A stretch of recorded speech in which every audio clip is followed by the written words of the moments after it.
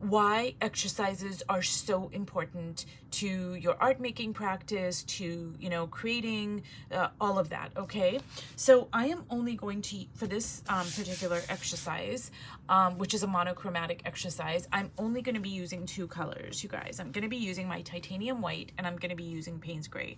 I don't have a black, but Payne's gray is, you know, it's black.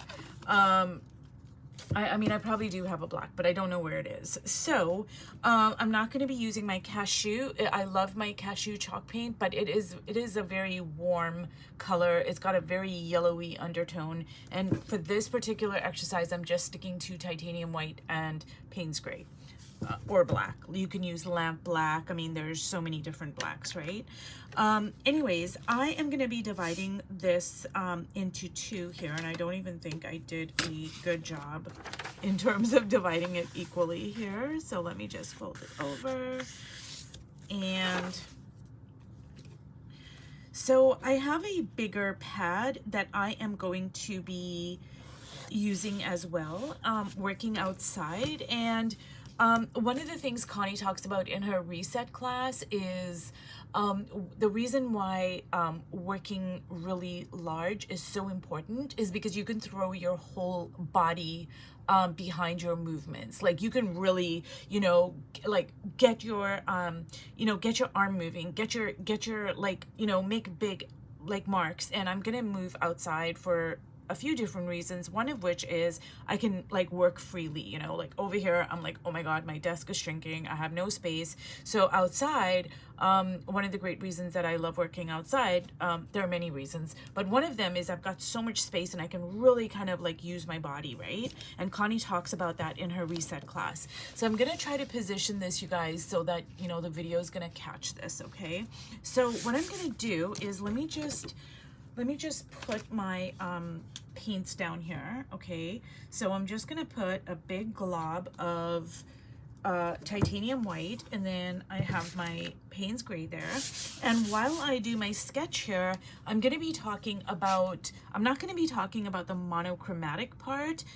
Maybe I'll cover that in my second video, but for this video, while I work here, I'm just gonna be talking about why it's so important to do exercises, okay?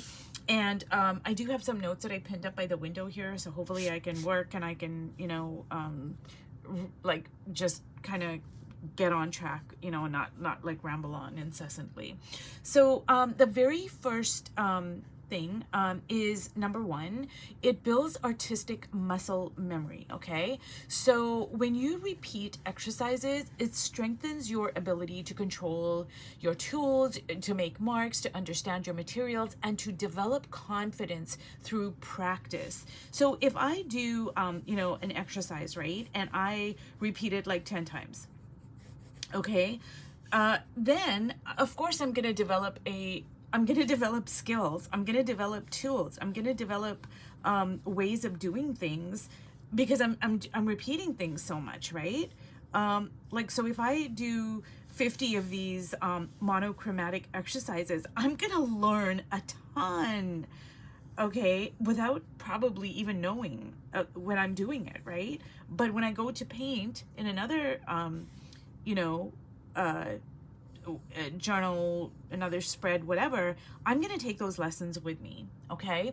So number two, it encourages experimentation without pressure. Ooh, this is a big one, because doing exercises, it creates space to try new techniques, to try combinations of techniques, combinations of art supplies, and you can combine ideas and techniques and tools and art supplies without worrying about a finished piece. And this leads to freedom and unexpected discoveries, because you're not worried. You're not like, oh my God, like, what is this gonna look like, and blah, blah, blah. You're just simply, you know, you're just doing the exercise, right? Number three, it expands your visual vocabulary, because when you're practicing different approaches, like, so, you know, you're like approaching color and texture, shape, mark making, etc., it's giving you more tools to use in your toolbox, right? Okay, let me see here. Number 4, it improves your problem solving skills. And I've talked about this before, you guys. Many years ago, I had this incredible art teacher, and she said that painting is nothing but, a bunch of like, decision making and problems that you need to solve, right? Like one after the other. Like, so you go, oh, okay, I'm putting this lady down here. Okay, my composition. Okay, and then I do this, and then I go, okay, now the next problem is there's too much empty space here. So it's just like one, and I don't mean, like, she didn't mean problems like as in a negative thing, but like problems as in a mathematical like equation to be, to be solved, to be figured out, right? So when you do exercises, it just gives you the tools, right, to make these decisions, because now you can adapt. If things don't work out, you can say, hey, this didn't work out. Okay, now I need to adapt. I need to take a little bit of this, a little bit of that. Maybe I need to combine something. I need to find new solutions, right? Number 5, it helps you develop your visual language because you begin to see patterns. So I can guarantee you that if I do 50 sheets of this, monochromatic painting exercise, if I choose to do that, it is absolutely, you guys, I'm going to be able to go back and look at it, and I'm going to be able to see patterns. I'm going to be able to see what I love, like, because it's going to show up, like, of course. I'm going to be able to see, like, themes. What, like, are there patterns that are showing up, like, all over the place? Maybe it's my composition. Maybe it's this. Maybe it's that. I'm going to be able to see how I work, yeah, it is absolutely going to tell you so much about your visual language, and I cannot recommend it enough, you guys. So I'm sure there are tons of YouTube videos. There are books that, have exercises. I posted them in the part of my channel where you can post stuff, like the book by Alana Hennessy. There's another book by Tracy Verdugo. But there's so many great artists and so many great books about different exercises. And this one from Connie Solera, I really love. Okay, so I'm just gonna go like so. And now what I'm gonna do is I am going to, I don't know what I'm gonna do, you guys. I'm just gonna think about this for a second here. So I hope that like I clearly explained the great reasons to do exercises, you guys. And I will talk about the great reasons to do monochromatic in my next video, because I don't want to confuse it, right? Like, I don't want to mix everything up too much here. But what I'm gonna do is I want some patterns here, okay? I just want like patterns for a minute. Okay.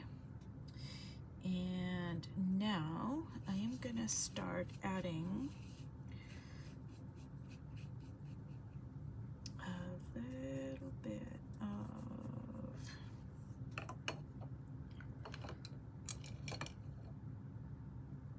now, for somebody like me, you guys, who I love color, working monochromatic is really kind of, it's challenging. It's challenging for anybody, but, when you really like, you're like, oh my God, I wish I could use my burnt sienna. I wish I could use my red. I wish blah, blah, blah, blah, blah. That being said, it does take a lot of the pressure off of you because you're only using 2 colors. So while it is it is challenging and frustrating, right? Once I adapt, it actually becomes really freeing in a sense, because I'm not like going, oh, well, what color should I make her dress? What color should I, blah, blah, blah. It takes away all your choices because you are only using 2 colors, right? And that way, it does give you a sense of freedom, right? So you can focus on other things. But I will talk about the monochromatic aspect in my next video. But I just want to say that, yeah, in the beginning it is a bit challenging, but once I get over that initial kind of like, oh, I wish I could, you know, use this and that and whatever, it does give you a sense of like, oh, like, okay, I only have these two colors. Okay, I can't, I'm not gonna sit there and go, well, you know, what color should I do the background? Should I make it this? Should I make it that? I only have two options. Well, I guess I have three, because I can leave it the color of the newsprint, or I can use white or black or some combination thereof. So it's not like I have like all these choices, right? So my first instinct, honestly, is to go in and do a, like, you know, use the black for the whole background, but I don't know if I want to do that yet. Okay, and I'm gonna go with kind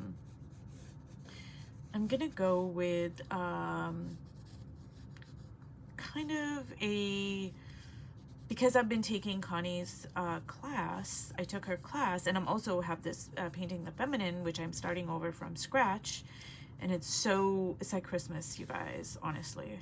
It's such a gift.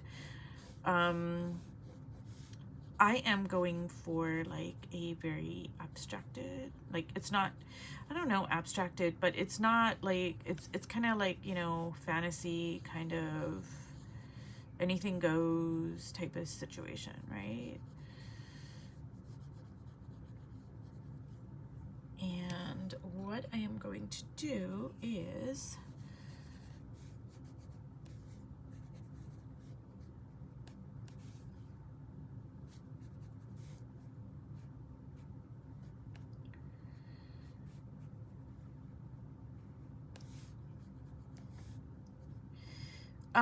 so you guys, let me just say that in my playlist section, I do have some videos that I put in like different folders. So it's the same video, but I put them in like, because, you know, like say something like this, right? It could go under exercises, or it could also go under color. So I'll put it under both. I'm trying to figure out how to clean it up. So if you guys have any ideas on how to arrange my playlist section, yeah, just let me know. It's because now there's like too many sections in my playlist, and I'm trying to like tighten it up and consolidate it to make it more like easier to find my videos and more user friendly.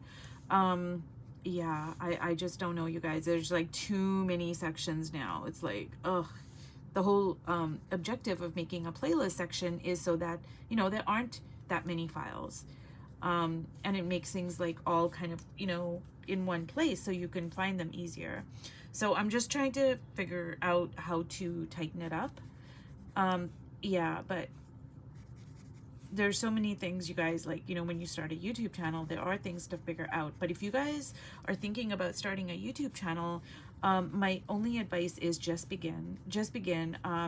I was so, you know, stuck in fear for so many years.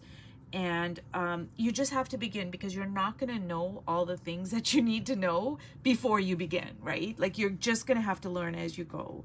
And that's okay. Like, you start where you are, use what you have, and learn as you go. Those are great words of advice from Dr. Estes. And yeah, you'll figure it out by doing it.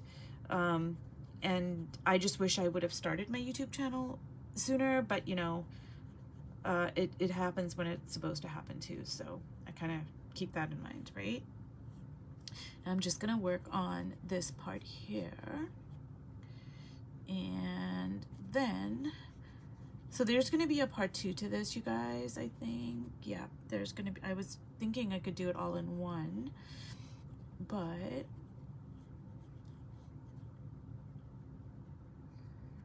now this does not look very exciting right now, actually, but you know, it doesn't need to be. Everything doesn't need to be bells and whistles and exciting and all this stuff. It's an exercise, right? I have to remind myself of that, right? So yeah, so now what I want to do is I want to like mess this up, right? Like, I want to kind of see, it's another reason to work outside, you guys, because then I can splash stuff and I'm not like so like worried about, oh my god, I'm gonna get all this on the windowsill and blah blah blah, which is, you know, it's just paint, but still. Okay. So I know this looks tragic in some ways, but that's okay. I'm just gonna kind of roll with it, right? Okay, there we go.